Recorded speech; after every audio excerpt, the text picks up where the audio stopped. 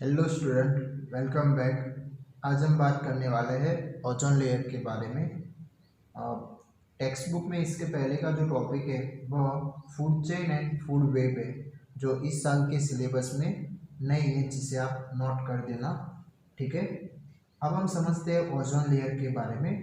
अ, तो हम जानते हैं कि ह्यूमन जो है वह भी एनवायरनमेंट का पार्ट है। यानी कि एनवायरनमेंट किसका बना हुआ है? दो कंपोनेंट का बना हुआ है, एक बायोटिक कंपोनेंट एंड अबायोटिक। ठीक है, तो बायोटिक यानी कि लिविंग थिंग्स हो जाएगी, लिविंग ऑर्गेनिज्म हो जाएंगे। अबायोटिक यानी कि नॉन लिविंग थिंग्स हो जाएगी।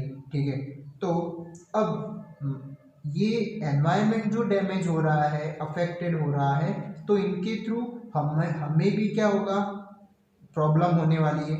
ठीक है, वो आप समझ सकते हैं।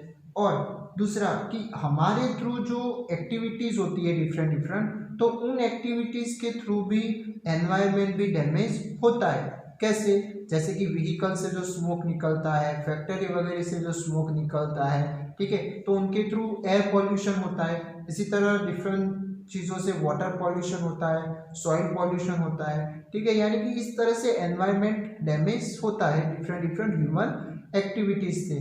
तो अब इनमें से कुछ प्रॉब्लम यहाँ पर हमें समझनी है। जो दो प्रॉब्लम यहाँ पर है, एक है ओजोन लेयर का जो डिप्लेशन है वह, और दूसरा है जो गार्बेज प्रोड्यूस होता है हमारे थ्रू, तो वह उसकी भी एक प्रॉपर मैनेजिंग होनी चाहिए। वह हम नेक्स्ट टॉपिक में बात करने वाले हैं। तो आज हम बात करेंगे ओजोन लेयर के बारे में। तो ओजोन लेयर कहाँ पर पाया जाता है? तो वह भी एटमॉस्फेयर में ही होता है। और एटमॉस्फेयर में कहाँ पर? तो हायर लेवल पर, बहुत ही ऊपर। ठीक है, यानी कि कौन से लेयर में पाया जाता है? तो स्ट्रेटोस्फीयर में पाया जाता है। अब आप ये डिफरेंट डिफरेंट लेयर पढ़े होंगे। ठीक है, तो उसमें से स्ट्रेटोस्फीयर जो है एटमॉस्फेयर का, वहां पर ये ओजोन गैस पाई जाती है, ओजोन का लेयर पाया जाता है। ठीक है, अब ये ओजोन लेयर का काम क्या हो जाएगा कि ओजोन लेयर क्या करता है? तो ओजोन लेयर है वह एक अर्थ के सराउंडिंग प्रोटेक्टिव ब्लैंकेट है। एक क्या है? अर्थ के सराउंडिंग का प्रोटेक्टिव ब्लैंकेट, जिसका काम क्या हो जाएगा? तो विच absorb most of the harmful UV radiation of sunlight. यानी कि जो अल्ट्रावायलेट रेडिएशन आते हैं उसे वह एब्जॉर्ब कर देता है। अब वह एब्जॉर्ब ना करे तो क्या हो सकता है? तो जो एब्जॉर्ब वह ना करे, या फिर वह ओजोन लेयर वहां से हट जाए, तो क्या होगा वहां पर? तो ये जो अल्ट्रावायलेट रे है वह डायरेक्ट सरफेस पर आने की स्टार्ट कर देगी। ठीक है, विदाउट एब्जॉर्बिंग हुए। ठीक है, तो फिर वह क्या करेगी? तो हमारे यानी कि ह्यूमन बॉडी की स्किन कैंसर हो सकती है, कैटरेक्ट हो सकता है। ठीक है, तो इस तरह की डिफरेंट डिफरेंट सिचुएशन यानी कि इस तरह की प्रॉब्लम क्रिएट हो सकती है, हेल्थ की प्रॉब्लम क्रिएट हो सकती है। ठीक है, इस तरह डिफरेंट दूसरे लिविंग ऑर्गेनिज्म को भी वह डैमेज कर सकता है। ऐसा जरूरी नहीं है कि हमें ही डैमेज करे, दूसरे को ना करे। ओके, तो ozone layer is the protective blanket around the earth which absorb most of harmful UV. अब ये अल्ट्रावायलेट का शॉर्ट फॉर्म लिखना हो तो आप यूवी लिख सकते हैं, जिससे क्या बोला जाएगा? अल्ट्रावायलेट। ओके, तो UV radiation of the sunlight, तो ये सनलाइट से निकलती हुई जो यूवी रेडिएशन है उसे एब्जॉर्ब करके एक तरह से प्रोटेक्शन प्रोवाइड करता है अर्थ को। ठीक है, अब ये यूवी रेडिएशन करती क्या है? तो दस protecting living being from many health hazards such as skin cancer and cataract। तो इस तरह की प्रॉब्लम ये यूवी रेडिएशन से क्रिएट हो सकती है। ठीक है, जो ये इस तरह का ओजोन लेयर होगा नहीं तो। ठीक है, अब ये ओजोन यानी कि वह किन का बना हुआ है, यानी कि इसकी मॉलिक्यूल क्या होगी? ओके, फॉर्मूला तो वह देखे तो उसकी मॉलिक्यूल फॉर्मूला होती है O3। क्या होती है? O3। तो आप O3 के अंदर देख सकते हैं कि इसके अंदर कितने ऑक्सीजन के एटम प्रेजेंट है? तो 3 एटम प्रेजेंट है। ओके, तो ये जो O3 वाला जो फॉर्मूला है उसे क्या बोला जाता है? ओजोन बोला जाता है, जो आपको याद रखना है। ओके, और इसी के साथ साथ ये क्या है, एक deadly poison at ground level, यानी कि ग्राउंड लेवल पर आए तो वह एक टाइप का पॉइजन यानी कि पॉइजन की तरह वह रिएक्ट करेगा। ठीक है, तो ये भी इस तरह से लिविंग ऑर्गेनिज्म के लिए भी हार्मफुल रहेगा। ठीक है, तो वह इसकी वजह से वह कहाँ पर पाया जाता है, ऊपरी लेयर में पाया जाता है, यानी कि स्ट्रेटोस्फीयर में वह पाया जाता है। ठीक है, अब इसके साथ यहाँ पर भी देखो तो ऑक्सीजन की 3 एटम कंबाइन होकर क्या बना रहे हैं, ओजोन बना रहे हैं। तो इसी तरह जो ऑक्सीजन गैस हम यूज करते हैं तो उसका भी क्या होता है, मॉलिक्यूल फॉर्मूला तो O2 होता है। तो उसके अंदर भी कितने ऑक्सीजन के मॉलिक्यूल्स एटम्स होते हैं, तो 2 होते हैं। ठीक है, 2 एटम कंबाइन होकर क्या बनाते हैं, ऑक्सीजन मॉलिक्यूल बनाते हैं। ठीक है, एक पर्टिकुलर सिंगल होगा तो क्या बोला जाएगा उसे, एटम, और जब एक से ज्यादा कंबाइन हो जाएंगे तो वह क्या बना देंगे, मॉलिक्यूल बना देंगे, जो आप सीख कर आए। ठीक है, अभी ये जो ऑक्सीजन गैस है वह हमारे लिए यूजफुल है, यानी कि रेस्पिरेशन के लिए यूजफुल है बहुत ही। ठीक है, बट ये यूजफुल नहीं है। ठीक है, बट वह जो अल्ट्रावायलेट रेडिएशन से हमें बचाता है, ओजोन क्या करता है, हमें अल्ट्रावायलेट रेडिएशन से बचाता है। तो अब हम देखते हैं कि ये जो ओजोन गैस है यानी कि ओजोन लेयर है, उस वह कैसे फॉर्म होता होगा, यानी कि फॉर्मेशन ऑफ ओजोन मॉलिक्यूल्स। तो अब ये फॉर्म होता है एनी अल्ट्रावायलेट रेडिएशन से।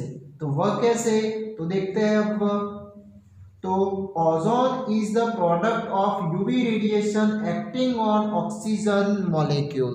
तो अब ये कैसे, तो ये स्टेटमेंट हमें 2 पार्ट में समझनी है। फर्स्ट देखते हैं कि जब ये हाई एनर्जी वाले यूवी रेडिएशन जब हमारे अर्थ के ऊपर आते हैं, वह इंसिडेंट होते हैं, तब उसकी ऊपरी लेयर पर यानी कि जो ऑक्सीजन होगा वह ऑक्सीजन के साथ ये यूवी रेडिएशन रिएक्शन करके, केमिकल रिएक्शन करके उस ऑक्सीजन मॉलिक्यूल को ब्रेक डाउन कर देते हैं। क्या करते हैं, उसे ब्रेक डाउन कर देते हैं। ठीक है, और उस ऑक्सीजन मॉलिक्यूल्स में से 2 एटम्स, ऑक्सीजन के 2 एटम्स फॉर्म हो जाते हैं। तो आप यहाँ पर देख सकते हैं कि ऑक्सीजन का ये मॉलिक्यूल्स हो गया, यूवी रेडिएशन की वजह से वह ऑक्सीजन के अंदर के 2 एटम थे ऑक्सीजन के, वह सेपरेट हो गए। ठीक है, तो the high energy UV radiation break down the O2 molecule into free oxygen atoms. ठीक है, अब नेक्स्ट पॉइंट पर क्या आएगा, नेक्स्ट स्टेप पर क्या आएगा, यहाँ तो ओजोन नहीं बना। अब ये जो एटम्स है ऑक्सीजन के, वह ऑक्सीजन के मॉलिक्यूल के साथ रिएक्शन करके क्या बना देते हैं, ओजोन गैस बना देते हैं, यानी कि फिर वहाँ पर ओजोन फॉर्म हो जाएगा। तो this oxygen atom then combine with oxygen यानी O2 molecules to form the ozone molecules. तो ये बन गया ओजोन का मॉलिक्यूल्स। तो ये शॉर्ट क्वेश्चन में ओजोन की फॉर्मेशन आ सकती है। ठीक है, तो आप याद रख सकते हैं कि इसकी 2 स्टेप में फॉर्मेशन होती है। तो ये तो बात थी ओजोन लेयर की फॉर्मेशन के बारे में, वह कैसे यूज होगा, ओके, उसका मॉलिक्यूल क्या होता है वह देखा। अब हम देखते हैं डिप्लेशन ऑफ ओजोन लेयर। तो ये डिप्लेशन यानी कि ऐसा तो क्या हुआ, या फिर हमारे थ्रू ऐसा क्या हुआ जिसके थ्रू ये ओजोन पर क्या हो रहा है, डिप्लेट हो रहा है। तो वह देखते हैं अब। तो the decrease in the thickness of ozone layer over Antarctica was first observe in 1985 and was turn as ozone whole.